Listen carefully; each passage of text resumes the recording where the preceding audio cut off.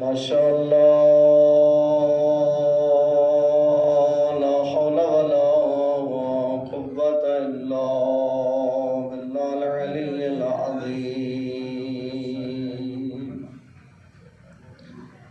اعوذ بالله من الشيطان اللعين الرجيم. بسم الله الرحمن الرحيم. الحمد لله رب العالمين بارئ الخلائق أجمعين، ثم الصلاة والسلام على سيدنا ونبينا وشفيع ذنوبنا وطبيب قلوبنا حبيبنا وحبيب إله العالمين أبي القاسم محمد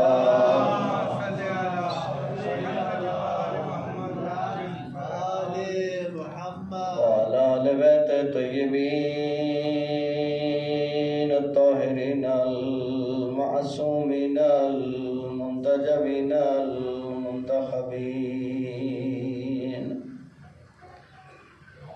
ورحمة الله على محبيهم ومواليهم وشيعتهم أجمعين، ولعنة الدائمة على أعدائهم ملعونين من أول الدهر إلى الآن، ومن الآن إلى قيام يوم الدين. أما بعد فقد قال الحكيم في محكم كتابه وقوله الحق وهو أصدق القائلين. بسم الله الرحمن الرحيم. إنا أعطيناك الكوثر فصل لربك وانحر إن شانئك هو الأبتر. بلند صلوات.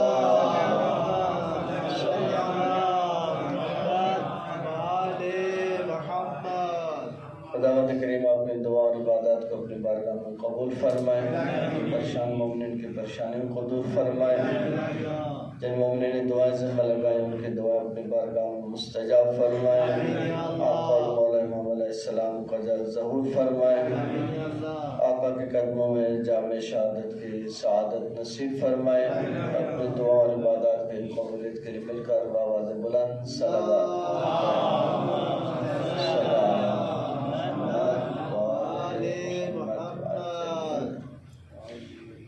محترم و معزز سامعین،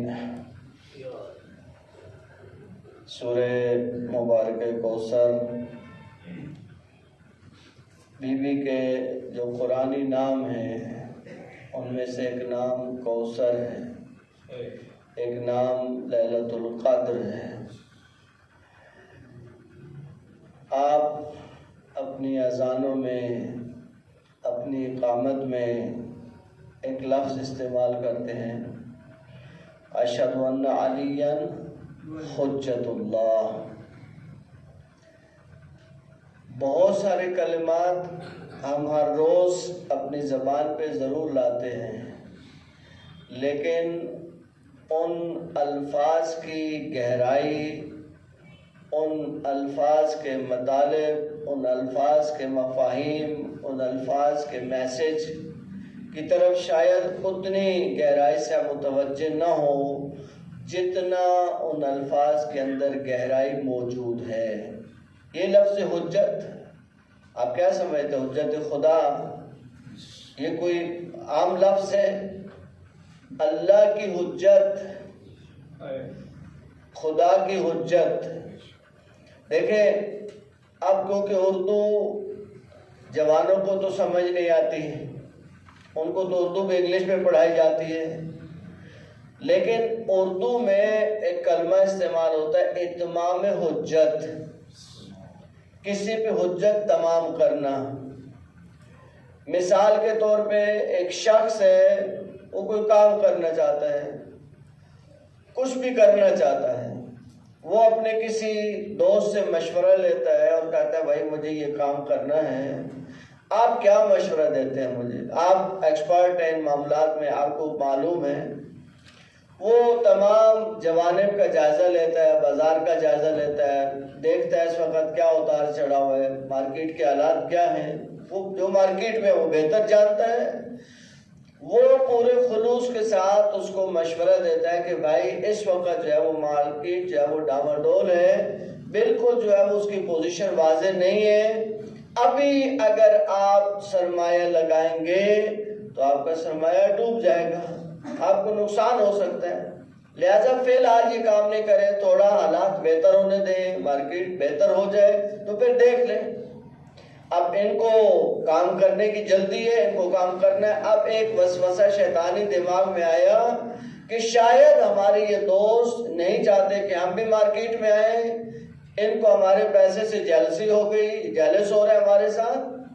اب دیکھیں غلطی در غلطی، اور اس میں کسی حد تک ہم بھی قصوروار ہیں. کس معنی میں قصوروار ہے کہ ہم نے لوگوں کو ان جہات سے آگاہ نہیں کیا کہ اگر آپ استخارہ دیکھنا چاہتے ہیں تو استخارے سے پہلے کچھ شرائط بھی ہیں. یہ نہیں کہ جس کا موڈ آیا اٹھ کے آ کے مولانا ذرا استخارہ دیکھیں. اور مولانا کو تو نہیں پتا کہ آپ کائے کے لیے استخارہ دکھا رہے ہیں، آپ کا مقصد کیا استخارہ دیکھنے کا. لیکن بہت عجیب ہے یہ رویے، ہمارے یہ رویے بہت عجیب ہے. ایک بچی نے مجھے فون کیا، کہا مولانا استخارہ دیکھیں. میں نے کہا بیٹا آپ بتا سکتے ہیں کہ آپ کیوں استخارہ دکھا رہے ہیں؟ چھوٹی بچی 12-14 سال 15 سال کی بچی. میں نے کہا کیا مقصد ہے استخارے کا آپ کا؟ کہا مولانا میرا بھائی کسی لڑکی میں انوالو ہے، میں دیکھنا چاہتا ہوں کہ اس کے لیے اچھی ہے یا نہیں. میں نے کہا یہ استخارے میں نہیں آتا. میں نے کہا یہ استخارے میں نہیں آتا. میں نے کہا اچھا ایک بات بتائیں، میں استخارہ دیکھتا ہوں، فرض کر استخارہ منع آ گیا تو کیا آپ اپنے بھائی کو روک سکتی ہیں؟ آپ اس سے منع کر لیں گے؟ کہنے وہ میری بات تو نہیں مانے گا.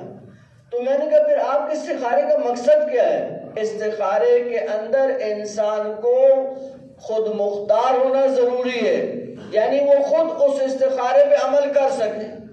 اب میں ہمسائے کے لیے استخارہ دکھاؤں کہ استخارہ منع ہے، جا کے اس کو روکو بھائی یہ کام نہیں کرنا. میں نے آپ کے نام پہ استخارہ دیکھا، مولانا نے کہا استخارہ، وہ کہے گا جاؤ بھائی آپ بھی جاؤ، مولانا صاحب بھی جائے. میں نے آپ سے کہا تھا استخارہ دے، یہ کون سا استخارہ ہے؟ اس طرح کی کئی استخارے دکھائے جاتے ہیں جن کا کوئی مقصد ہدف بھی نہیں ہوتا. اس کے علاوہ جو اہم نقطہ ہے سمجھنے کا، استخارے سے پہلے استشارہ ہے. جو استخارہ کا لفظ ہے عربی میں وہی اس سے پہلے لفظ ہے استشارہ. استشارہ کا مطلب ہوتا ہے مشورہ مانگنا. کیا مطلب؟ کہ آپ جب کوئی کام کرنا چاہیں تو آپ اس کام کے ماہرین سے جا کر رائے لیں، مشورہ لیں. اگر وہ آپ کو رائے دے کہ یہ کام نہیں کرنا تو پھر آپ استخارے کی طرف جا ہی نہیں سکتے. استخارے کیوں دیکھ رہے تھے؟ استخارہ دیکھ رہے تھے کہ جو آپ کو حیرت مبتلا ہو گئے، حیرت میں آپ کو سمجھ نہیں آ رہی ہے کام کروں یا نہیں کروں، تو وہ تو پہلے منع کر دیا گیا آپ کو. اب آپ کی حیرت تو ختم ہو چکی، آپ کس چیز کا استخارہ دیکھنے جا رہے ہیں. اب اس دوست نے منع کیا، اس کے منع کرنے کے باوجود بھی نہیں رکے، آ کے مولانا سے استخارہ دکھایا. وہ مولانا کو تو نہیں پتا کہ آپ کا کے لیے استخارہ دکھاؤ. مولانا کا استخارہ تو اچھا ہے مثال کے طور پہ. اب ان کا وہ جو وسوسہ تھا شیطانی وہ پکا ہو گیا. کہا یہ واقعی مجھ سے جانے سے دیکھو استخارہ آ گیا، یہ مجھے منع کرے مارکیٹ میں. اب جا کے سرمایہ لگا دیا، سرمایہ لگا دیا. کچھ ہی عرصہ گزرا اور وہ سرمایہ ڈوبنا شروع ہو گیا اور سرمایہ ضائع ہو گیا. اب پریشان آ گئے، آ کے مولانا سے کہ مولانا آپ لوگ کیسا استخارہ دیکھتے ہیں؟ اب اس میں مولانا کا کیا قصور تھا؟ آپ نے استخارے کی شرائط پہ عمل نہیں کیا. اب اس دوست کو پتا چلا جس نے بڑے خلوص سے مشورہ دیا تھا. اس نے فون کر کے کہا میرے بھائی ہم نے اتمام حجت کر دیا تھا، ہم نے آپ پر حجت تمام کر دی تھی، آپ نے ہماری بات کو نہیں مانا، تو اب دیکھ لیں آپ کو کتنا بڑا نقصان اٹھانا پڑا، آپ کی زندگی کی جم پونجی ڈوب گئی، آپ کو پتہ نہیں وہ سرمایہ کدھر گیا۔ عزیزو یہ جو لفظ حجت ہے اس کو سمجھیے تو آپ کو مقام حضرت زہرا سلام اللہ علیہ سمجھ آئے گا کہ اللہ صلی اللہ علیہ وسلم کہ بی بی کس عظمت کی مالک ہے، کیا مقام ہے بی بی کا۔ اب آپ کہتے ہیں اذان میں اشہد ان علی حجت اللہ، کہ علی حجت خدا ہے، اللہ کی حجت ہے۔ اب آپ کوئی پہنچا قیامت میں، ہم میں سے کوئی بھی، اور وہاں دیکھا کہ نقصان ہی نقصان، زندگی میں یہ بھی نقصان، وہ بھی نقصان، وہ بھی نقصان، یہ عمل چھوڑا، وہ عمل چھوڑا، وہ واجب چھوڑا، یہ واجب چھوڑا، نقصان در نقصان، نقصان در نقصان۔ اب کیا مولا کو حق ہے یا نہیں؟ باقی 14 معصومین کو حق ہے، سب کو حق ہے، 14 معصومین سارے حجت ہے ہمارے اوپر، سب کو حق ہے کہ اللہ کی بارگاہ میں کہیں کہ ہم نے تو حجت تمام کر دی تھی ان پر، ہم نے تو ان کو سب کچھ بتا دیا تھا، قرآن ان کے ہاتھ میں دیا، نہج البلاغہ ان کے ہاتھ میں دیا، سیف سجادیہ ان کے ہاتھ میں دیا، وسائل الشیعہ ان کے ہاتھ میں، اصول کافی ان کے ہاتھ میں، بحار الانوار ان کے ہاتھ میں، سارے پیغام اے اللہ ہم نے ان تک پہنچا دیے، انہوں نے ہماری بات نہیں مانی تو اب ان کا نقصان ہوتا تو ہو۔ عزیزو اگر دنیا کے ماہر کی بات کو نہ مانا جائے تو اس دنیا میں نقصان اٹھانا پڑتا ہے، اور اگر 14 معصوم حجتوں کی بات کو نہ مانے تو آخرت میں نقصان اٹھانا پڑتا ہے۔ اچھا اس میں فرق ہے، اس نقصان میں اور اس نقصان میں بہت فرق ہے۔ آپ نے دنیا میں نقصان کیا، ہو گیا نقصان، کیا اس کا کوئی ازالہ ہو سکتا ہے؟ میں نے اس اپنی زندگی میں کئی لوگوں کو زیرو پہ دیکھا، لوگوں کو ہیرو تھے، ہیرو اور زیرو ہو گئے، پھر دوبارہ ہیرو ہو گئے۔ اس دنیا میں ممکن ہے انسان کے لیے کہ وہ بالکل زمین پہ لگ جائے اور پھر واپس محنت کر کے اوپر اٹھ جائے، پھر نیچے آ جائے، پھر اوپر چل جائے۔ دنیا میں یہ سب ہوتا ہے، کاروبار کمایا کمایا کمایا، بہت بڑا نقصان ہو گیا، معاملات خراب ہو گئے، پیسے ختم ہو گئے، پھر محنت کی، پھر کوشش کی، اب اس کے بعد جو ہے وہ کیا ہوا، دوبارہ حالات بہتر ہو گئے۔ اس دنیا میں یہ سب ہوتا ہے، انسان نیچے بھی آ سکتا ہے، انسان دوبارہ اوپر بھی آ سکتا ہے، لیکن اس دنیا میں جا کے یہ سین نہیں ہونا ہے۔ وہاں جو نیچے گیا وہ گیا، اس لیے کہ امیر المومنین علی ابن ابی طالب علیہ السلام مولا فرماتے ہیں یہ دنیا دارالعمل ہے، وہ دنیا دارالجزا ہے۔ اب دارالجزا میں جا کے عمل نہیں کیا جا سکتا، عمل آپ یہاں کریں، اعمال جتنے کرنے ہیں وہ اسی دنیا میں کرنے ہیں، ادھر چلے گئے تو وہاں آپ کو جزا ملنے والی ہے اعمال کی۔ تو یہاں پہ دیکھیں صدقہ، صدقہ کیا چیز ہے، کیا تاثیر ہے اس کی، عجیب ہے قرآن کی یہ آیات کہ جو لوگ دنیا سے اٹھ کے چلے گئے وہ اس دنیا میں جا کر کہتے ہیں اللہ تو ایک دفعہ میں واپس دنیا میں بھیج۔ اللہ پوچھتا ہے کیا کرو گے دنیا میں جا کے، کہتے جا کے صدقہ دیں گے۔ یہ صدقہ کیا چیز ہے کہ اس دنیا میں واپس آ کر صدقہ دینے کی خواہش ہے۔ اور یاد رکھیے صدقہ صبح سے شام تک کا ہوتا ہے اور شام سے صبح تک کا ہوتا ہے، الگ الگ ہے۔ صبح کا دیا صدقہ شام تک اثر کرتا ہے، شام کا دیا صدقہ صبح تک اثر کرتا ہے، اور یہ وہ بلائیں ڈالتا ہے کہ جو انسان سوچ نہیں سکتا۔ اب کہتے ہیں مولانا کون سی بلا ٹلی، وہ تو ٹل گئی، وہ جب ٹل گئی تو ہمیں کیا پتا کہ کیا ٹلا، بلائیں تو جب ٹل جاتی ہیں تو پتہ نہیں چلتا کیا ٹل گیا، وہ تو آتی تو پھر ٹلتی نہیں، ٹل گئی تو ہمیں پتہ نہیں کہ کون سی بلا آنے والی تھی جو ٹل گئی۔ دیکھیں حضرت عیسیٰ اپنے حواریوں کے ساتھ ایک جگہ سے گزرے اور دیکھا کہ وہاں پہ شادیانے بج رہے ہیں، مثلا خوشی کا ماحول ہے، شادی ہے کسی کی۔ حضرت عیسیٰ نے اپنے حواریوں سے کہا جو ان کے ساتھ تھے، کہا کہ ابھی تو یہاں شادیانے بج رہے ہیں، کل پہ یہاں پہ ماتم کی آواز ہوگی، سوگ ہوگا، رونے کی آوازیں آئیں گی۔ یعنی کوئی مر جائے گا یہاں پہ. اب بائی چانس یہ نہیں کہ حضرت عیسیٰ کو چیک کرنے کے لیے ان کے حواری گئے کہ دیکھیں کہ حضرت عیسیٰ نے جو رات کو کہا تھا وہ صحیح ہے. ایک حواری ان میں سے بائی چانس وہاں سے گزرا, اس گھر کے سامنے سے گزرا, تو دیکھا کہ کوئی رونے کی آواز نہیں ہے یہاں پہ. کوئی ایسا ماحول نہیں کہ جیسے وہ مر جائے تو پھر آوازیں آتی رونے دھونے کی. دیکھا نہیں, سکون ہے, کچھ ایسی آواز نہیں ہے. اب یہ دوڑے حضرت عیسیٰ کے پاس, کہا کہ اے پیغمبر خدا, ہمیں آپ کی ذات پہ شک نہیں ہے. جو پیغمبر پہ شک کرے وہ مسلمان کب رہتا ہے؟ پیغمبری پہ شک کرنے والا مسلمان کب رہتا ہے؟ کہا کہ حضرت عیسیٰ نے جب یہ سنا تو کہا کہ تمہارے ساتھ جتنے رات کو ساتھی تھے, کل شام میں جتنے ساتھی تھے, ان سب کو بلا کے لاؤ اور چلتے ہیں اس گھر کی طرف. اب سب اپنے حواریوں کو لیا اور حضرت عیسیٰ چلے اس گھر کے پاس اور جا کے اس پہ دق الباب کیا.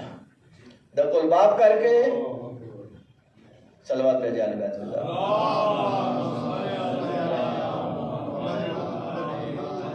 دق الباب کیا. صاحب خانہ کہا کہ ہم آپ کی دلہن سے ملنا چاہتے ہیں. اب وہ اندر گئے, دوڑے, خوشی خوشی کہا کہ تم بہت خوش نصیب ہو کہ اللہ کے نبی تم سے ملنے کے لیے آئے ہیں. حضرت عیسیٰ تشریف لائے, کہا کہ اے کنیز خدا یہ بتا کہ رات کو کون سا نیک عمل کیا تم نے, کیا کیا؟ کہا کہ حضرت آپ کو معلوم ہے کہ جب کوئی ایسا ماحول ہوتا ہے تو ہر آدمی اپنے آپ کو مصروف سمجھتا ہے. آپ جائیں کبھی خوشی کے موقع پہ, جس کا کوئی کام بھی نہ ہو, کوئی ڈیوٹی بھی نہ ہو, وہ بھی اپنے آپ کو خواہ مخواہ مصروف ہی سمجھتا ہے. ہم بہت مصروف ہیں آج. کہا کہ ہر آدمی اپنے آپ کو مصروف سمجھ بیٹھا تھا. ایک فقیر تھا دروازے پہ جو بار بار آواز دے رہا تھا, لیکن اس کی طرف کوئی متوجہ نہیں تھا. میں خاموشی سے اٹھی اور صدقے کے کچھ پیسے دے کر اس کو واپس آ کے بیٹھ گئی. حضرت نے اس کا وہ تکیہ یا سرانہ جس پہ سر رکھتے ہیں اس کو اٹھایا, دیکھا اس کے نیچے زندہ سانپ بیٹھا ہوا ہے, زندہ سانپ. کہا کہ اگر آپ صدقہ نہیں دیتی تو یہ آپ کو ڈس جاتا اور آپ کی موت واقع ہو جاتی. صدقہ موت کو بھی ٹال سکتا ہے. اچھا, ایک نقطہ بہت اہم ہے صدقے کی نسبت, جس کو آپ مومنین توجہ فرمائیں اور میرے اس جملے کو جتنے مومنین سے شیئر کر سکیں, جتنوں کو بتا سکیں, ثواب سمجھ کے بتائیں کہ ایک غلط روش جو ہے وہ ہمارے ہاں ہر جگہ, کراچی ہو, پنجاب, پاکستان, ہر جگہ وہ باکس ہے صندوق صدقے کے. اس کا نقصان کیا ہے؟ اس صدقے کا نہ فقط فائدہ نہیں ہے, اس کا نقصان بھی ہے. دیکھیں, صدقہ شوگر کی گولی کی طرح ہے. آپ شوگر گولی کیا کرتے ہیں؟ پیپ سے نکالتے ہیں, اس کو کھا لیتے ہیں. شوگر کی گولی کا یہی پروسیس, آپ نکالیں اور اس کو کھا لیں, اوپر سے پانی پی لیں. صدقہ جب تک نکل نہیں جاتا, اب گولی اندر جائے گی, وہ اپنا اثر کرے گی, آپ ٹھیک ٹھاک چل رہے ہیں. اب آپ خود بتائیں کہ آپ نے گولی کو اس ریپر سے نکالا اور ایک باکس کے اندر ڈال دیا اس کو, اور مہینے یہی کام کرتے رہے, وہ باکس میں ڈالتے رہے اور ایک مہینے کے بعد اکٹھی نکال کے پھانک لیں, تو کیا نتیجہ آئے گا اس کا؟ آپ خود بہتر سمجھتے ہیں کہ کیا نتیجہ آنا ہے. الٹا ہی نتیجہ آئے گا, سیدھا نتیجہ آنے کا نہیں ہے. صدقے کے ساتھ ہم یہی کر رہے ہیں. ہاں, علماء صرف مشکل کو بتاتے نہیں ہیں, مشکل کا حل بھی بتاتے ہیں. خود میں نے علامہ صادق حسن سے یہ جملے سنے, اللہ وہ ایک ذمہ دار عالم ہے. ہر مسئلے میں ان کی کوشش ہوتی ہے, فقہ کے اوپر ان کو خاص مہارت ہے. وہ کہتے ہیں کہ بھئی دیکھیں, پہلی بات یہ ہے, پہلا انداز, سب سے بہتر انداز یہ ہے کہ آپ کسی ایک فرد کو معین کریں جس کو آپ کو صدقہ دینا ہے. آپ کو پتا ہو کہ مجھے فلاں کو صدقہ دینا ہے. بہتر یہ ہے کہ اگر وہ روزانہ آپ سے لے لے خاموشی سے, تو آپ اس کو روزانہ دے دیں. یہ تو سب سے بیسٹ ہے. اگر ایسا نہیں ہو سکتا, وہ روز نہیں آ سکتا, اتنی اماؤنٹ آپ کے پاس نہیں کہ وہ روزانہ آپ کے لے کے جائے, وہ تھوڑا فاصلے پر ہے, یا قریب بھی ہے تو اتنی اماؤنٹ نہیں ہے کہ آپ اس کو دیں تو اس کا کوئی پیاز لے سکے, ٹماٹر لے سکے. آپ اس کو ایک دفعہ بولنے سے کہ میرے بھائی, ضروری نہیں ہے کہ آپ اس کو صدقے کا لفظ بولیں, بہت لوگ سینسیٹیو ہوتے ہیں. آپ اس کو بولیں, میرے بھائی میں کچھ پیسے آپ کے لیے الگ رکھتا ہوں, آپ مہینے کے بعد آئیں اور مجھ سے لے جائیں. اگر وہی پیسے جو آپ نے جوڑ کے رکھے وہ لے جاتے ہیں تو بھی مسئلہ حل ہے. لیکن اگر وہ دور ہے, آپ اس کے اکاؤنٹ میں ڈال لیں, تو دوسری بات اس کو ایک ہی دفعہ کہنی ہے, جو پیسے میں آپ کے لیے جوڑوں گا ان کو بڑے نوٹ میں تبدیل کر کے آپ کے اکاؤنٹ میں ڈال دوں گا. ایک دفعہ کہنا ہے, اس کو ریپیٹ تو کرنا نہیں آپ نے. اب آپ کے پاس 2 وکالتیں آ گئیں, آپ 2 چیزوں کے وکیل بن گئے. ایک اس کے پیسہ رکھنے کے, آپ کا صدقہ کاؤنٹ ہو گیا, آپ نے صدقہ نکالا, اب آپ کا صدقہ کاؤنٹ ہو گیا, آپ اس کے وکیل ہیں, وکیل بن کے آپ اس کے پیسے جمع کر رہے ہیں. اس صدقے کا سر مجھے کئی دوستوں نے فون کیا, کہا مولانا ہم صدقہ تو دیتے ہیں, روزانہ باکس میں صدقہ ڈالتے ہیں, لیکن وہ جو آپ بتاتے ہیں کہ صدقے سے یہ ہوتا ہے, صدقے سے ہوتا ہے, ہم تو آئے دن کسی نہ کسی مصیبت میں پھنسے. میں نے کہا آپ صدقہ صحیح طریقے سے نہیں نکالتے ہیں. پھر جب ان کو یہ طریقہ بتایا تو کہا کیا کریں؟ میں نے کہا کہ آپ کسی کو معین کریں, کام تو کسی کو نہیں جانتے ہیں. میں نے کہا بہت لوگ ہیں, ہم سے بہت لوگ رابطے میں ہوتے ہیں. میں نے 1-2 فیملیز کو کہا بھائی یہ مسئلہ ہے, یہ شرعی مسئلہ ہے. انہوں نے کہا ٹھیک ہے, جو بیچارے مشکل میں ہوتے ہیں ان کو تو مشکل آسان ہو جاتی ہے ان کی. اب 3,000 ہے, 4,000 ہے, 5,000 ہے, 10,000 ہے, جو بھی ہے, کم از کم ان کی ایک مدد ہی ہو رہی ہے. ٹھیک ہے. اب جب انہوں نے اس انداز سے شروع کیا تو 2-3 مہینے کے بعد کہتے ہیں مولانا یہ عجیب چیز ہے. دیکھیں جب آپ ایک کام صحیح طریقے سے نہیں کرتے تو کبھی بھی اس کا صحیح اثر آنے والا نہیں ہے. اب یہ جو ہمارے برادران جمع کرنے والے خود مجھے ملا اسی جگہ, یہ باہر کھڑا تھا ایک دفعہ. میں نے اسے پوچھا کہ آپ کو ان چیزوں کو, کہا کہ مولانا ہمیں تو کچھ پتہ نہیں, ہم تو صرف کلیکشن کرتے ہیں, ہمیں صرف جمع کرنے آتے. میں نے کہا اللہ کے بندو کیا کرتے ہو تم, گھروں سے لے کے لاکھوں کروڑوں روپے گھروں سے لے کے جا رہے ہو, تو کسی عالم سے جا کے پوچھو, اس کا حل نکالو. آپ کر سکتے ہیں کہ ہر گھر سے جو باکس لے کے جا رہے ہیں آپ اس طرف ہر کسی بندے کے لیے ایک فقیر معین کریں. آپ تو دے ہی رہے نا, آپ کسی نہ کسی کو دے بھی رہے, آپ اپنے پاس تو نہیں رکھ رہے. آپ کار خیر کر رہے ہیں لیکن کار خیر کو صحیح طریقے سے نہیں کر رہے ہیں. صلوات پہ جا رہے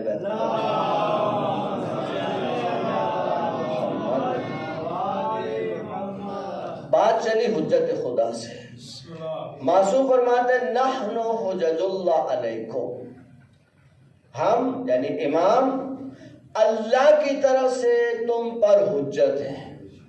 اللہ نے ہمیں حجت بنا کے تمہارے لیے بھیجا ہے. حجتیں تمہارے اوپر تمام ہو سکتی ہیں. قرآن بھی کہتا ہے کہ ہم نے قرآن نازل کیا, ہم نے انبیاء بھیجے تاکہ کل کوئی بندہ یہ نہ کہ اللہ میں کیسے ہدایت پاتا, مجھے تو کوئی ہدایت کرنے والا نہیں تھا, مجھے کوئی بتانے والا نہیں تھا, کوئی ہوتا بتانے والا تو میں یقیناً تیری بات پہ عمل کرتا. اللہ فرماتا ہے اس لیے ہم نے انبیاء کو بھیجا, اس لیے ہم نے قرآن کو بھیجا تاکہ کل کوئی یہ نہ کہہ سکے کہ اللہ ہم کیسے عمل کرتے ہیں. معصوم فرماتے ہیں نحن حجج اللہ علیکم, ہم اللہ کی طرف سے آپ پر حجت بنا کے بھیجے گئے. کل اللہ کی بارگاہ میں جب آؤ گے تو کوئی عذر تمہارے پاس نہیں ہوگا کیونکہ معصوم حجت ہے تمہارے پاس. لیکن یہ جملہ کس بلندی پر ہے؟ معصوم امام کا جملہ ہے, ہم اللہ کی طرف سے تمہارے اوپر حجت ہے. وَفَاطِمَةُ جَدَّتُنَا هِيَ حُجَّةٌ عَلَيْنَا, اور ہماری ماں زہرا ہم 11 اماموں پر حجت ہے. آلِ محمد پہ خصوصاً بلند سلام. اللہ صلی علی محمد یا. اب تصور کریں 11 اماموں پہ کسی کا حجت ہونا, یہ کوئی کم مرتبہ نہیں ہے, یہ معمولی مرتبہ نہیں ہے. امام پر حجت ہونا معصوم کا جملہ ہے, غیر معصوم کا جملہ نہیں کہ معصوم کے جملے میں مبالغہ نہیں ہوتا. ہم بعض اوقات کسی کو بڑھا چڑھا کے پیش کر سکتے ہیں, ایک عالم بہت بڑا عالم نہیں ہے لیکن ہم بعض اوقات بہت بڑے عالم ہیں, بہت بڑے یہ ہیں, بہت بڑے وہ, ہم یہ کرتے رہتے ہیں حرکتیں. لیکن معصوم سے اس طرح کی کوئی توقع نہیں کی جا سکتی نا. معصوم کی زبان پہ کبھی مبالغہ آرائی ہوتی ہے, عین حقیقت ہوتی ہے جس کو معصوم بیان کرتے ہیں. معصوم فرماتے ہیں ہم اللہ کی طرف سے تمہارے اوپر حجت اور ہماری دادی زارا ہمارے اوپر حجت. یہ جو حجت ہے خدا معصومہ پر حجت ہے. وہ آئیں, خطبہ دیا, اس خطبے کے کئی حصے ہیں. عرض کیا کہ شروع میں اللہ کی نعمتوں کا تذکرہ ہے کہ اللہ نے کیا کیا نعمتیں ہمیں دی ہیں، مادی نعمتیں، معنوی نعمتیں۔ آپ کبھی نعمتوں کے بارے میں تصور کرنا شروع کریں، صرف تصور، ایک ایک نعمت کے بارے میں سوچنا شروع کریں۔ یہ آنکھ نعمت ہے، اس آنکھ کے اندر ایک چھوٹا سا سوراخ ہے سائڈ کے اوپر، چھوٹا سا، اس کے اندر سے 16 لاکھ نسیں گزرتی ہیں۔ کتنی؟ 16 لاکھ، اور ہر نس کے اوپر ایک سلوشن ٹیپ ہے کہ وہ دوسری نس کے ساتھ سپارک نہیں کرے۔ یہ آپ کے ابرو کے بال ہیں، اوپر چھوٹے چھوٹے بال ہیں، کہتے ہیں ان کو اگر جڑوں سے نکال دیا جائے، یعنی ابرو نکال دیے جائیں، تو آپ کو ہر چیز وائٹ نظر آئے گی۔ یہ جو آپ کو کلر نظر آتے ہیں، یہ سبز ہے، یہ پیلا ہے، یہ نیلا ہے، یہ کلر جو مختلف نظر آتے ہیں، کہ اس میں ان ابروؤں کا کمال ہے۔ اللہ نے یہ سسٹم ان کے اندر رکھا ہے۔ آپ کو مختلف کلر نظر آتے ہیں، آپ کو کلر کی تمیز ہوتی ہے۔ آپ زبان کو دیکھیں، آپ کوئی چیز کھا رہے ہیں اندھیرے میں، اچانک وہ کڑوی نکل آئی یا بدبودار نکل آئی، سالن خراب ہو گیا، کیسے پتہ چلتا سالن خراب ہے؟ دو چیزوں سے، یا بو آتی ہے یا اس کا زبان پہ ٹیسٹ۔ یہ اگر ٹیسٹ نہ ہو،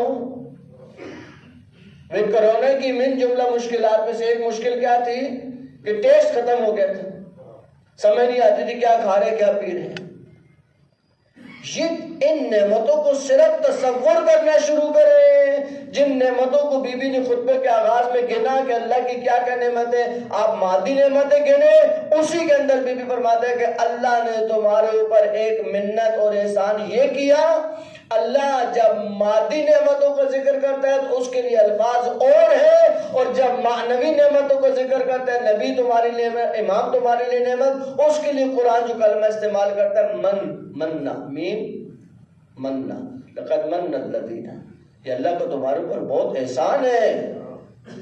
اللہ نے تمہارے اوپر منت جتلائی، احسان کیا تمہارے اوپر کہ تمہارے درمیان رسول بھیجے، تمہیں اماموں کے ساتھ نوازا، یہ اللہ کا احسان ہے۔ بی بی مفصل ان چیزوں کو خطبے کے آغاز میں بیان کرتی ہے۔ پھر امیر المومنین کے فضائل شروع ہوتے ہیں، پیغمبر کے فضائل شروع ہوتے ہیں، اللہم صلی علی محمد آل بیت علیہ السلام کا کوئی بھی خطبہ، چاہے وہ یزید کے دربار میں ہو، چاہے سقیفہ میں ہو، چاہے مسجد نبوی میں ہو، کہیں پر بھی ہے، وہ شروع حمد پروردگار سے ہوگا، آغاز اس کا حمد پروردگار سے ہوگا۔ پھر بی بی پہنچی اس مقام پر کہ فلسفہ احکام کو شروع کیا کہ اللہ نے جو چیزیں تمہیں دی ہیں اس کا فلسفہ کیا ہے۔ ہر چیز کا ایک فلسفہ ہے۔ ایمان تمہیں نصیب ہوا، ایمان کا نتیجہ کیا ہے، ایمان کا فائدہ کیا ہے؟ ایمان تمہیں شرک سے پاک کرتا ہے۔ مومن مشرک نہیں ہوتا، مومن کب ہوگا کہ وہ مشرک رہے؟ مومن ہے وہ جو شرک سے پاک ہو جائے، وہ خدائے وحدہ لا شریک کے ساتھ کسی کو شریک نہیں ٹھہراتا۔ ایمان دیکھیں مومن کیا چیز ہے۔ اللہ کے رسول سے پوچھا گیا، مومن مثلا 2-3 گناہوں کے نام لیے، میں ممبر کے تقدس اور مصلحت کی وجہ سے ان گناہوں کے نام نہیں لیتا، کہا مثلا مومن فلاں گناہ کر سکتا ہے، گناہ کبیرہ کا نام لیا۔ اللہ کے رسول نے کہا ممکن ہے اگر اس پہ خواہشات غالب آ جائیں اور وہ یہ گناہ کر بیٹھے۔ پھر راوی نے پوچھا یا رسول اللہ فلاں گناہ بھی وہ کر سکتا ہے؟ کہا ممکن ہے، اس پہ خواہشات کا غلبہ اور یہ گناہ وہ کر بیٹھے ہیں۔ پھر راوی نے پوچھا مولا یہ بتائیں کہ کیا مومن جھوٹ بول سکتا ہے؟ بہت توجہ سے سماعت کریں، کیا مومن جھوٹ بول سکتا ہے؟ کہا نہیں، مومن جھوٹ نہیں بول سکتا۔ ان 2 گناہوں کا کہا ممکن ہے وہ یہ گناہ کر بیٹھے، لیکن جب جھوٹ کی بات آئی تو کہا نہیں، مومن کبھی جھوٹ نہیں بول سکتا۔ میں نے طالب سے پوچھا کیا فرق ہے ان دونوں میں؟ وہ گناہ کر سکتا ہے، یہ گناہ نہیں، وہ بھی گناہ یہ بھی گناہ ہے۔ کہا نہیں فرق ہے، کہا جھوٹ بولنے کے لیے ایمان کے دائرے سے خارج ہونا پڑتا ہے، پہلے ایمان سے نکلو اور پھر جھوٹ بولو۔ بات بات پہ جھوٹ بولنا، بلا وجہ جھوٹ بولنا، بے مقصد جھوٹ بولنا، یہ جھوٹ کا کوئی مقصد ہی نہیں ہے۔ رستے میں آپ وائف نے پوچھا کہاں پر؟ 5 منٹ میں آ رہا ہوں۔ کوئی 5 منٹ میں نہیں آ رہے، اب تو گھنٹے بعد پہنچیں گے، آپ تو گھنٹے بعد پہنچیں گے۔ صاحب بتائیں کہ بھائی مجھے نہیں اندازہ، کوشش کرتا ہوں جتنے ٹائم لگا آ جائیں گے۔ یہ کیا ہے؟ ابھی آ رہا ہوں، وہ 2 گھنٹے بعد دیکھا کہ آ رہے ہیں، بندے کو کھڑا کیا اب آپ رکے میں ابھی آتا ہوں، وہ ابھی تو آئی نہیں واپس۔ یہ جھوٹ ہے، یہ چھوٹی چھوٹی چیزیں ہیں، عمدن جھوٹ بولنا، جان بوجھ کے جھوٹ بولنا۔ دیکھیں شریعت کو پھر شریعت سمجھ کے پڑھنا چاہیے۔ یہی جھوٹ جس کی اتنی مذمت ہے، یہ جھوٹ بعض اوقات واجب ہو جاتا ہے، جھوٹ بولنا واجب ہو جاتا ہے۔ اگر جھوٹ بول کے کسی مومن کی جان بچانا ہو تو جھوٹ بولنا واجب ہے۔ وہ جھوٹ جو حرام تھا، جس جھوٹ کو اللہ نے حرام قرار دیا، یہی جھوٹ واجب ہو جاتا ہے کب؟ جب آپ کے جھوٹ بولنے سے کسی مومن کی جان بچتی ہو۔ ایک بے گناہ مومن ہے تو اس کو قتل کرنا چاہتا ہے، مارنا چاہتا ہے، وہ آپ کے سامنے سے گزرا اور وہ 3 گلیاں تھی، وہ کسی گلی میں گھس گیا۔ اب جو دشمن تعاقب کر کے پہنچا تو اس کو یہ سمجھ نہیں آتی وہ کون سی گلی میں گیا۔ آپ کھڑے دیکھ رہے ہیں، وہ پوچھتا ہے کہ بھائی کس گلی میں گیا؟ کہا مجھے نہیں پتا۔ حالانکہ آپ کو پتا ہے، آپ کو پتا ہے وہ کس گلی میں گیا ہے، لیکن آپ کی نیت یہ ہے کیونکہ مومن ہے اس کو بچانا فرض ہے، تو آپ یہاں جھوٹ بولیں گے۔ یہاں جھوٹ بولنا نہ فقط گناہ نہیں ہے، آپ کے نام اعمال میں ثواب بھی لکھا جائے گا۔ خدا کے احکام کو خدا کے احکام سمجھ کے۔ غیبت حرام ہے، جھوٹ بولنا حرام ہے، غیبت حرام ہے۔ غیبت کیا ہے؟ غیبت کس کو کہتے ہیں؟ غیبت اشارے سے بھی ہوتی ہے، ضروری نہیں ہے غیبت بول کے کی جائے۔ کسی نے پوچھا کہ فلاں مولانا جو ہے وہ کیسے آدمی ہے؟ اب بولے تو کچھ نہیں، کچھ بھی نہیں بولے، لیکن آپ نے کام اتار دیا، بندے کا کام اتر گیا ان کا۔ اس بندے کی نگاہ میں وہ بندہ گیا۔ میں نے مولانا اس لیے کہا کہ اپنی مثال دے، دوسروں کو کیوں مثال دے؟ یہ بھی نہیں پتا ہے کیوں کیا آپ نے بول کے غیبت۔ غیبت اگر آپ کو پتہ چل جائے، آپ کو پتہ چل جائے کہ فلاں شخص معاذ اللہ زناکار ہے، اگر آپ کو نہیں پتا تھا بعد میں پتا چلا، آپ اسے دوستی بھی چھوڑ دیں گے۔ ابھی بدبخت ہمیں نہیں پتا تو اتنے بڑے گناہ میں مبتلا ہے۔ ہم ان محفلوں میں نہیں جاتے کہ اگر محفل میں ایسا بندہ بیٹھا ہو جو اس گناہ میں مبتلا ہو، لیکن غیبت ہم ایسے پانی کی طرح، پانی جس طرح پیتے سکون آتا ہے پانی پی کے، بعض لوگوں کو چین نہیں آتا غیبت کے بغیر، جبکہ غیبت میں غالب ہے روایت میں الغیبت اشد من الزنا، غیبت زنا سے بدتر ہے۔ زنا جتنا گناہ نہیں غیبت کا، بدتر ہے، اس سے بھی زیادہ گناہ ہے، کیونکہ متوجہ نہیں وہ چیزیں جن کی حرمت کی پامالی ہو گئی ہے، یعنی اب ان کی حرمت ہمارے دماغوں میں حرمت نہیں رہی، حرام نہیں رہے، وہ کام جن کے حرام ہونے کو ہم حرام نہیں سمجھتے، ان میں سے غیبت ہے۔ منہ بھر بھر کے غیبت کرتے ہیں، منہ بھر بھر کے غیبت کرتے ہیں۔ غیبت کا مطلب کیا ہوتا ہے؟ جس کو آپ غیبت کہتے ہیں، کا ذکرو کا اخاک بما یکرہ، اپنے بھائی کا ایسا ذکر جس کو سن کے وہ ناپسند کرے۔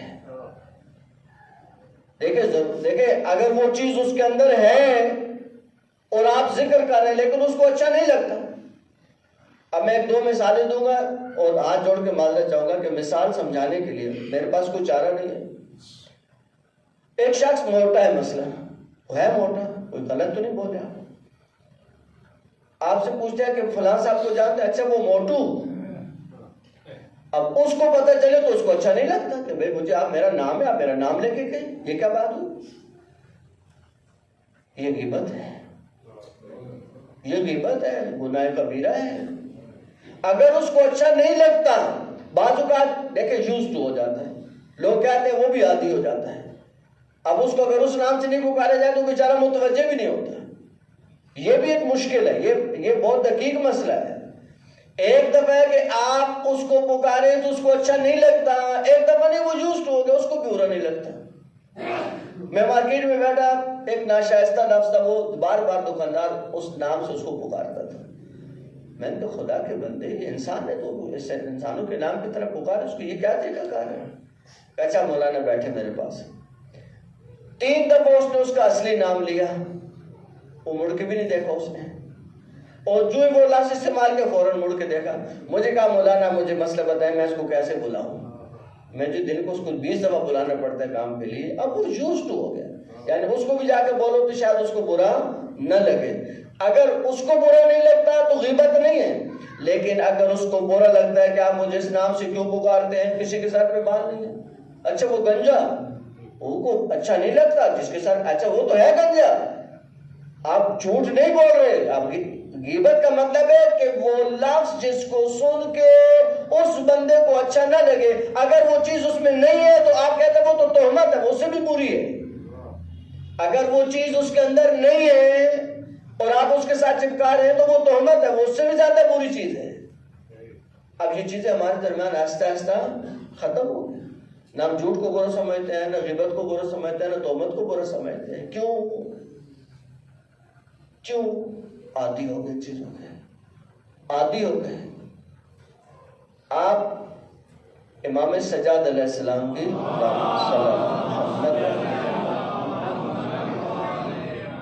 روز کی جو دعائیں ہیں ان میں ایک دعا ہے روز دوشنبہ، یعنی پیر کی دعا۔ پیر کی دعا کو آپ ترجمے کے ساتھ پڑھیں اور آپ اندازہ لگائیں کہ معصوم نے کتنی ذرافت کے ساتھ انسان کو ان گناہوں کی طرف متوجہ کیا۔ اللہ میں تجھ سے معافی چاہتا ہوں، میں نے کسی کی آبروزی کی، کسی کا دل دکھایا، کسی کے ساتھ ظلم کیا، کسی کے ساتھ زیادتی کی۔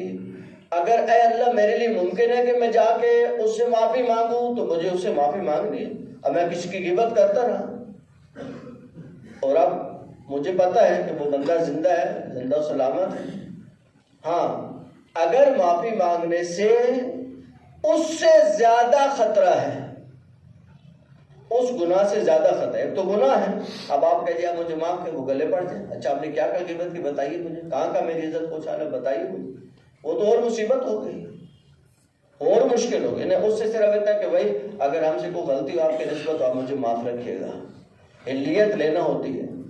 اس کے بعد معصوم فرماتا ہے اے پروردگار اگر میرے لیے، معصوم ہمارے لیے کہہ رہے ہیں، اگر میرے لیے وسعت باقی نہیں رہی، وہ بندہ دنیا سے چلا گیا یا شہر چھوڑ گیا یا میرے سے رابطہ ختم ہو گیا اور اب میری وسعت میں نہیں ہے جا کے اس سے معافی مانگنا، تو اللہ تو مجھے معاف کر دے۔ اور اس کا پھر علماء فرماتے ہیں آپ نے جو اس کی عزت خراب کی ہے، اب اس کی عزت کو معاشرے میں بحال کریں، اب بیٹھ کے اس کی تعریفیں کریں، اب اس کی لوگوں کو اچھائیاں بتائیں تاکہ آہستہ آہستہ لوگوں کے ذہنوں میں وہ جو منفی تاثر پیدا ہوا تھا وہ ختم ہو جائے۔ اپنے گناہ کی معافی مانگے اور اس کے گناہوں کی اللہ سے معافی مانگے کہ اللہ اس کے گناہوں کو بھی بخش دے اور میرے گناہوں کو بھی بخش دے۔ یہ اتنے آسان مسئلے نہیں ہیں، یہ قیامت میں گلے پڑنے والی چیزیں ہیں جن کو ہم بہت زیادہ آسان لے کے بیٹھے ہوئے ہیں، یہ بہت سنگین مسائل ہیں۔ بی بی کی برکت کی مدد سے چند چیزیں زبان پر آ گئی تو آپ کی خدمت میں عرض کر دی، صلوات پہ جانے میں۔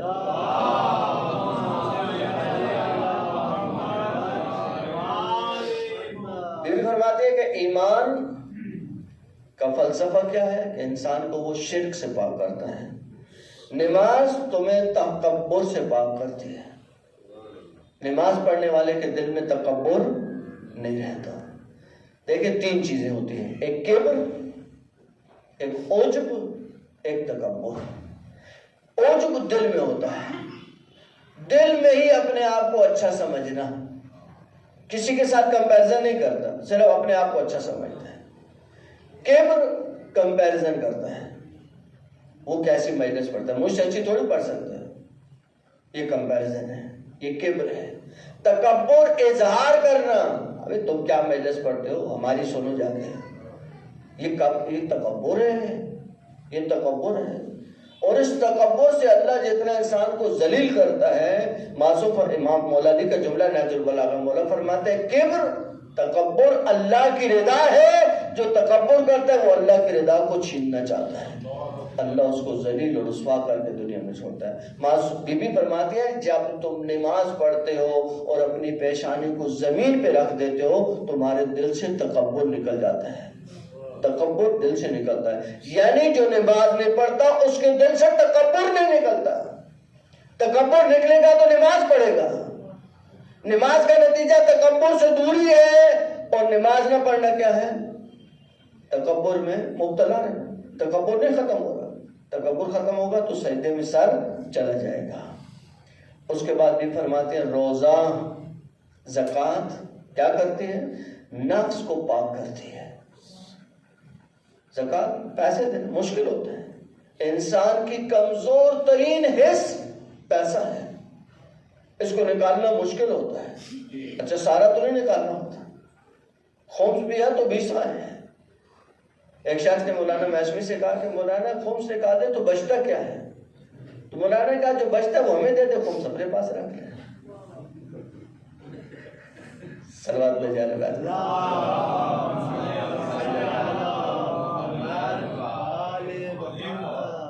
روزہ تمہارے خلوص کو مستحکم کرتا ہے.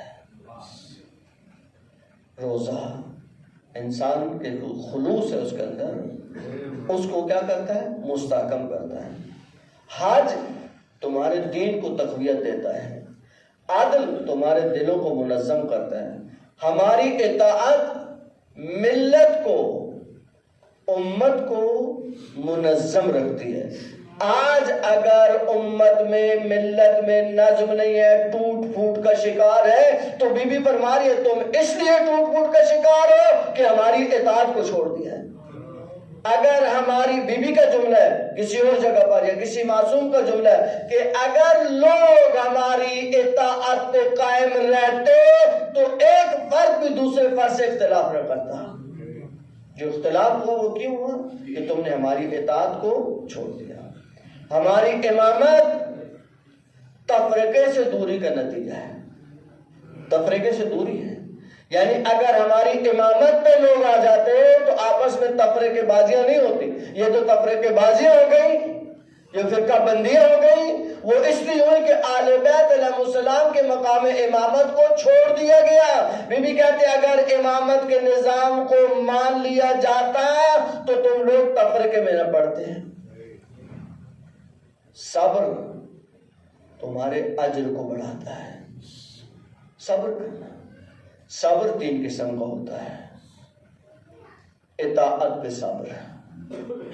اطاعت پہ صبر کا کیا مطلب؟ دیکھیں ہمارے یہاں صبر عاجزی کو کہتے ہیں. عاجزی صبر نہیں ہے. کہتے ہیں فلانا کتنا بے بس ہے، کتنا صابر ہے. صابر بے بس نہیں ہوتا اور بے بس صابر نہیں ہوتا. صبر اس طاقت کا نام ہے، قوت برداشت کا نام ہے. انسان میں جتنی زیادہ قوت برداشت ہوتی ہے وہ اتنا زیادہ صابر ہوتا ہے. آپ امام حسین کو صابر کہتے تو کہ معاذ اللہ امام عاجز تھے. عاجز تو نہیں امام، بے بس تو نہیں ہوتا امام. امام نہ بے بس ہوتا ہے نہ امام عاجز ہوتا ہے. جب آپ کہتے ہیں امام حسین بڑے صابر تھے تو اس کا کیا مطلب ہے؟ کہ بہت زیادہ قوت برداشت تھی ان کے اندر. اگر اتنی قوت برداشت نہیں ہوتی تو کربلا کتنے مسائل کو برداشت کر پاتے. قوت برداشت تھی. برداشت کی طاقت کو صبر کہتے ہیں. اطاعت پہ صبر کا کیا مطلب ہے؟ صبر کرنا پڑتا ہے. اطاعت میں صبح اٹھ کے نماز پڑھنا آسان ہوتا ہے. جوان کو صبح اٹھ کے نماز پڑھنا آسان ہے. صبر کرنا پڑتا ہے. یعنی اپنے اندر طاقت پیدا کرنی پڑتی ہے صبح اٹھنے کے لیے. صبر 3 قسمیں ہوگی. اطاعت پہ صبر، اللہ کے نافرمانیوں سے رکنے پہ صبر. وہاں بھی صبر چاہیے. ایک جوان کو اپنی آنکھوں کو پاک رکھنے کے لیے کتنا صبر کرنا پڑتا ہے، کتنی طاقت چاہیے کہ وہ گناہ نہ کرے آنکھوں سے.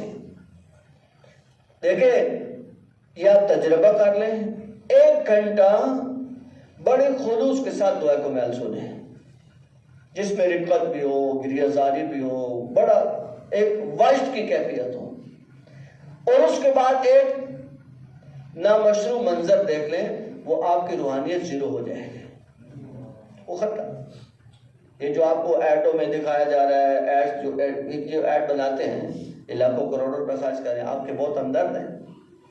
یہ رستوں میں بیہودہ قسم کی ہر چیز جو آپ کو نظر آتی ہے، وہ صرف اس لیے کہ آپ کی سوچ کو، آپ کی فکر کو انہی چیزوں میں لگا دیا جائے، تاکہ آپ دیکھیں، آپ جوان بعض فلمیں دیکھتے ہیں، کہتے ہیں مولانا میں نے ایک فلم دیکھی 8 گھنٹے کی اور کروٹ بھی نہیں لی، بڑی خوشی سے بتاتے ہیں، بیٹھے مولانا بیٹھے بس 8 گھنٹے پتہ بھی نہیں چلا، ماشاءاللہ۔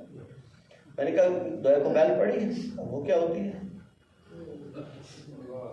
اور اگر دعا کمال شروع ہو جائے 15 منٹ کے بعد، میں نے آنکھوں سے دیکھا 15 منٹ کے بعد لوگ بھر کے گن رہے ہوتے ہیں، کتنے رہتے ہیں ابھی کتنے رہتے ہیں؟ مجھ سے ایک خاتون نے پوچھا کہ مولانا آپ لوگ یہ ٹی وی کے خلاف، میڈیا کے خلاف اتنا کیوں بولتے ہیں؟ میں نے کہا اس کا نقصان ہے۔ کہا کیا نقصان ہے؟ میں نے کہا آپ نے کبھی کوئی ڈرامہ دیکھا؟ کہا بہت دیکھے۔ میں نے کہا گھنٹے کا، 2 گھنٹے کا، گھنٹے کی بھی ہوتے ہیں، 2 گھنٹے کی بھی ہوتے ہیں۔ میں نے کہا کتنا آپ کو کیف ہوتا ہے، مزہ آتا ہے نا دیکھے؟ بہت مزہ آتا ہے۔ میں نے کہا اتنا دعا کمال میں کبھی مزہ آیا؟ یہ ٹی وی دیکھنے کا نقصان ہے، یہ وہ نامشروع مناظر دیکھنے کا انجام ہے کہ دل سے روحانیت آہستہ آہستہ کیا ہو گئی، نکل گئی۔ اگر آپ کو دعا میں وہ لذت نہیں آ رہی، امام حسین کے گریے پہ وہ نہیں آ رہا مزہ، یا گریہ نہیں ہو رہا، دیکھیں گریہ نہ ہونا کتنی بڑی آفت ہے، سمجھ سکتے ہیں؟ گریہ نہ ہونا بہت بڑی آفت ہے۔ میں اپنی طرف سے ایک جملہ بھی نہیں کہہ رہا ہوں، اگر امیر علیہ السلام کے جملے نہیں ہوتے تو جرأت کر کے بھی نہیں کہتا۔ گریہ نہ ہونا بہت بڑی آفت ہے۔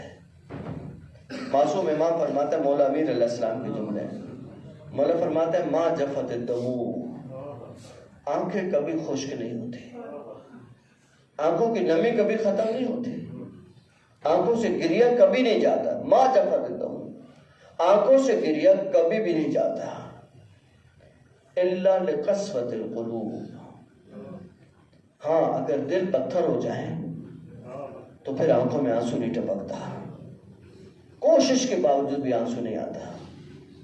مولا پھر دل کیوں سخت ہوتے ہیں؟ مولا فرماتے ہیں وما قست القلوب، دل کبھی سخت نہیں ہوتے۔ دل کیسے سخت ہوتا ہے؟ الا لکثرت الذنوب، گناہ جب حد سے بڑھ جائے تو پھر انسان کو یہ احساس نہیں ہوتا کہ وہ امام معصوم کے گلے پہ چھری چلا رہا۔ یہ کثرت گناہ ہے نا عزیزو، کثرت گناہ نہیں ہوتا، دل پتھر سے زیادہ سخت نہیں ہوتے تو سکینہ کے تماچے لگتے، زارا کے تماچے لگتے۔ ممکن تھا ایسا، یہ ہو سکتا تھا، یہ گناہوں کی کثرت کا نتیجہ تھا کہ آنکھیں خشک ہو گئیں، دل پتھر ہو گئے، سمجھ نہیں آیا کہ کیا کر رہے ہیں۔ عزیزو گناہ اس لیے نہیں برا ہوتا، گناہ اس لیے بھی برا ہوتا ہے کہ اللہ سے رابطہ کٹ جاتا ہے، امام معصوم سے رابطہ کٹ جاتا ہے۔ حالت گناہ میں انسان معصوم کے ساتھ تو رابطے میں نہیں ہوتا ہے، کیسے ممکن ہے گناہ بھی ہو اور معصوم امام سے رابطہ بھی ہو۔ عزیزو جب کربلا میں امام حسین علیہ السلام نے عاشور کی شب چراغوں کو گل کیا اور کہا اکبر بیٹا چراغوں کو گل کر دو، اور کہا میرے دوستو، میرے ساتھی ہو، میں حسین تمہیں اجازت دیتا ہوں، جانا چاہتے ہو نکل جاؤ، کوئی اب تمہیں دیکھنے والا نہیں ہے۔ علماء کہتا ہے کہ جب امام نے چراغوں کو گل کرایا تو نیزوں پہ نیزے لگنے کی آواز آئی، تلواروں پہ تلواریں لگنے کی آواز آئی، اور ایک ہی جملہ کہتے تھے زہرا پہ لال تمہیں چھوڑ کے جائیں تو کہاں جائیں، آقا آپ کو چھوڑ کے جائیں تو کہاں جائیں۔ وہ عارف علماء، عرفان کے ماہر علماء کہتے ہیں کہ وہ کربلا کا خیمہ تھا اور وہ حسین کے اصحاب تھے، وہ سمجھتے تھے کہ اگر چراغ گل ہو گئے تو ہم حسین کا چہرہ نہیں دیکھ سکتے، حسین تو ہمارے دلوں کو بھی دیکھ رہے ہیں۔ اس کائنات کے خیمے میں تم زہرا کے لال کو اپنے گناہوں کی وجہ سے دیکھ سکو یا نہ دیکھ سکو، زہرا کا لال تو ہر وقت تمہیں دیکھتا ہے۔ اور پھر امام کو جو تکلیف ہوتی ہے عزیزو، اگر ایک بیٹا نافرمان نکل جائے نا تو باپ کسی کو منہ دکھانے کا نہیں ہوتا۔ نہ جانے کتنے شیعہ نافرمان ہیں۔ میرے امام کے دل پہ کیا گزرتی ہے، زہرا مرضیہ کی مجلس ہے، بی بی کی مجلس ہے، بی بی سے بھی وعدہ کریں، اپنے وقت کے امام سے بھی آؤ مل کے ہم وعدہ کریں، اے زہرا کے لال آج تک جو دل دکھایا آپ سے بھی معافی چاہتا ہوں، اپنے پروردگار سے بھی معافی چاہتا ہوں، زہرا کی مجلس میں بیٹھا ہوں، اے اللہ اس کے بعد کوشش کروں گا اپنے وقت کے امام کا دل نہ دکھاؤں۔ عزیزو بہت تکلیف میں آ جاتا ہے زہرا کا لال جب کوئی گناہ کرتا ہے، کیونکہ وہ امام کے ساتھ منسوب ہوتا ہے، وہ امام کو ماننے والا ہوتا ہے، امام کو اچھا نہیں لگتا کہ ان کے ماننے والا اس طرح کی نافرمانیاں کرے، چاہے جائے کہ مکس گیدرنگ ہو، گناہ پہ گناہ ہو، شادیوں کے بہانے نہ جانے کن گناہ میں ہم مبتلا ہوں گے، نہ جانے یہ شادیاں کیسے آبادیاں نہیں تبدیل ہو رہی۔ پہلے شادی کو آبادی کہتے تھے، اب شادی کے بعد بربادی نظر آتی ہے۔ میں نے دوستوں کے ساتھ بیٹھ کے بات چیت کی، میں نے کہا ایسا کیوں ہو گیا؟ کہا اتنے گناہ آ گئے ان شادیوں کے اندر، ہماری خوشی کی محفلوں میں اتنے گناہ آ گئے۔ جس خوشی کی محفل پہ زہرا کا لال دل کو ملول کر کے جائے، امام میں طالب علم ہوں میں نے دین اتنا زیادہ پڑھا جتنا پڑھا معمولی پڑھا، عزیزو ہم ان محفلوں میں نہیں جاتے۔ اگر ہمیں لے کے جائیں کہیں کہ مولانا نے کہا پڑھنا ہے، سب سے پہلا سوال کرتے ہیں مکس گیدرنگ تو نہیں ہے؟ اگر ایک اتنا سا طالب علم جانا گوارا نہیں کرتا تو بتاؤ زہرا کے بیٹے کے دل پہ کیا گزرتی ہوگی ان محفلوں کو دیکھ کر جن پہ گناہ در گناہ ہوتا ہے۔ خدا کے لیے ان چیزوں کو چھوڑ دیں، آل بیت کو خوش رکھیں، اپنے گھروں میں آبادیاں واپس لے کے آئیں۔ السلام علیکہ یا عبد اللہ وعلی الارواح التي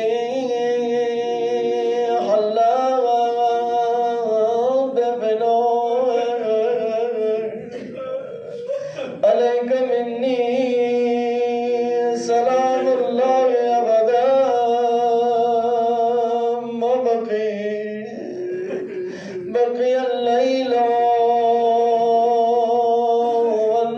والنهار ولا جعل الله آخر اللحظ مني لزيارتكم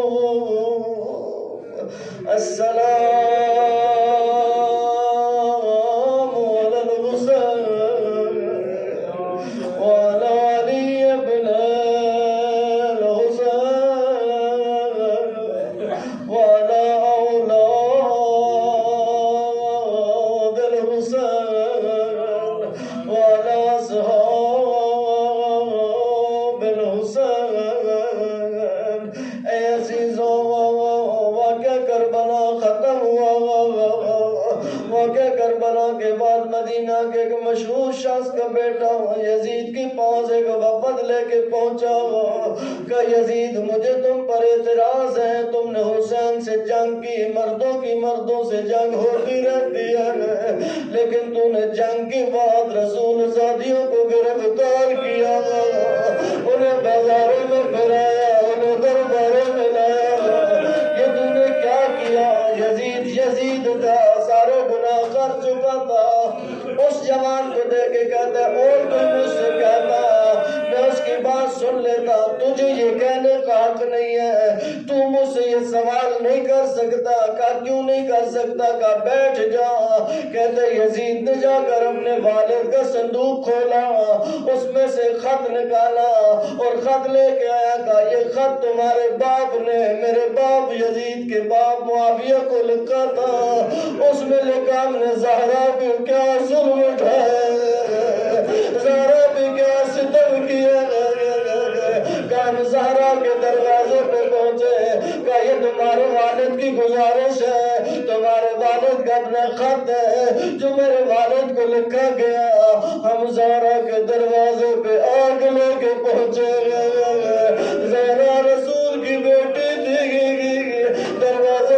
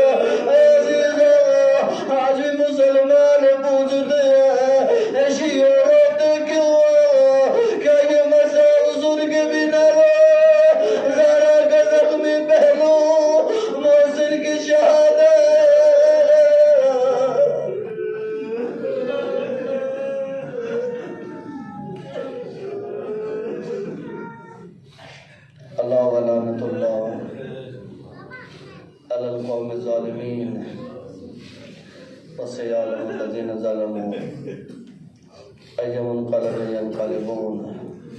یا اللہ ہمارے اس قلیل توسل کو اپنی بارگاہ میں قبول فرما. یا اللہ سے ہمارے گناہوں کی بخشش کا ذریعہ قرار دے. جتنے مرحومین